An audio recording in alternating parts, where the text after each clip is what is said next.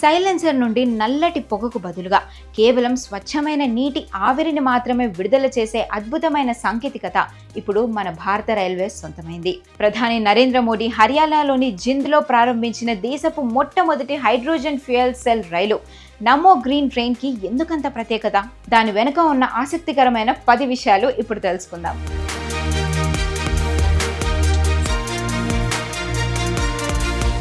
Number 1, భారత్లోనే తొలి hydrogen రైలు. ఇది భారతదేశంలోనే తొలి హైడ్రోజన్ ఫ్యూయల్ సెల్ ఆధారిత రైలు. ఇప్పటి వరకు మన దేశంలో డీజిల్ లేదా కరెంటుతో నడిచే రైళ్లుండేవి.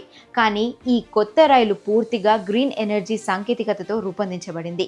పర్యావరణ పరిరక్షణతో పాటు కార్బన్ ఎమిషన్స్ను తగ్గించే దిశగా భారత రైల్వే తీసుకున్న ఈ కీలక అడుగుగా దీన్ని భావిస్తున్నారు. నంబర్ 2, తొలి సేవలు హర్యానాలో. ఈ ట్రైన్ హర్యానాలోని జింద్ నుండి సోనీపట్ మధ్య 89 కిలోమీటర్ల మార్గంలో నడుస్తుంది. పైలట్ ప్రాజెక్ట్గా ఈ రూట్ను ఎంపిక చేశారు.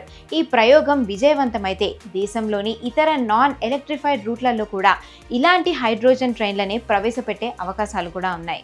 నెంబర్ 3, 10 కోచ్లతో భారీ సామర్థ్యం. ఈ ట్రైన్ మొత్తంలో 10 కోచ్లు ఉన్నాయి. 2 హైడ్రోజన్ పవర్ డ్రైవింగ్ కోచ్లయితే 8 ప్రయాణికుల కోచ్లుంటాయి. సాధారణంగా మేము లేదా డెమో రైళ్లు మాదిరిగానే పెద్ద సంఖ్యలో ప్రయాణికులను ఒక్కసారిగా తీసుకెళ్లేలా దీన్ని రూపొందించారు. అందువల్ల ఇది కేవలం ప్రయోగాత్మక రైలు మాత్రమే కాదు, పూర్తి స్థాయి ప్యాసింజర్ సర్వీస్ ట్రైన్ కూడా.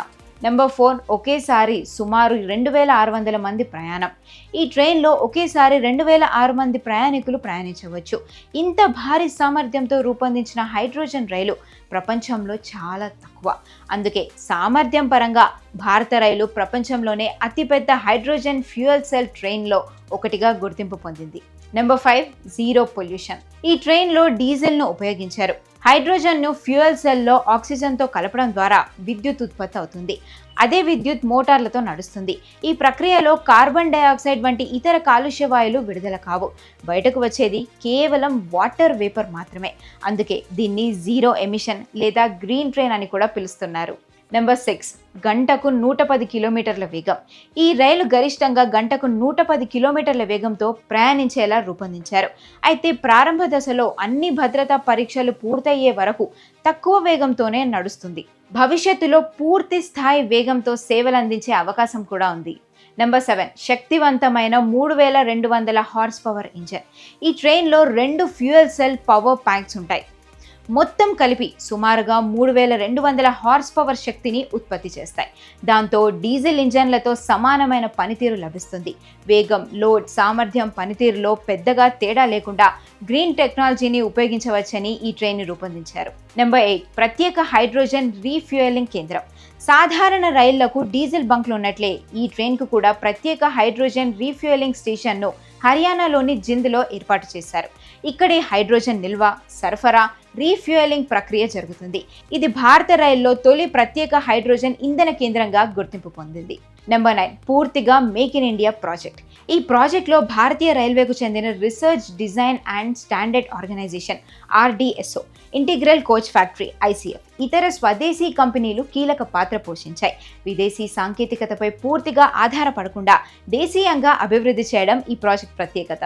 నెంబర్ 10, అత్యాధునిక భద్రతా వ్యవస్థలు. హైడ్రోజన్ అత్యంత లైట్ అండ్ ఫ్లేమబుల్ గ్యాస్. దాంతో భద్రతకు అత్యంత ప్రాధాన్యతని ఈ ట్రైన్లో ఇచ్చారు. హైడ్రోజన్ లీకేజ్ని గుర్తించే సెన్సార్లు, టెంపరేచర్ను నిరంతరం పర్యవేక్షించే వ్యవస్థలు, ఆటోమేటిక్ అలార్మ్స్, అత్యవసర పరిస్థితుల్లో ఇంధన సరఫరాను నిలిపివేసే సేఫ్టీ మెకానిజంలను కూడా ఈ రైల్లో అమర్చారు. అందువల్ల అంతర్జాతీయ భద్రతా ప్రమాణాలకు అనుకూలంగా ఈ ట్రైన్ని రూపొందించారు.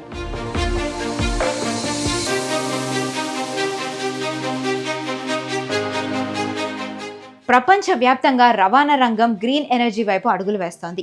భారతదేశం కూడా అదే దిశగా ముందుకెళ్తూ హైడ్రోజన్ రైలును అందుబాటులోకి తీసుకొని వచ్చింది. ఈ ప్రాజెక్ట్ విజయవంతమైతే భవిష్యత్తులో డీజిల్ రైళ్ల స్థానంలో మరిన్ని హైడ్రోజన్ రైళ్లు పట్టాలెక్కే అవకాశం కూడా ఉంది. దాంతో ఇంధన వ్యయం తగ్గడమే కాకుండా పర్యావరణ పర్యవేక్షణలో కూడా భారత రైల్వే కీలక పాత్ర పోషించనుంది.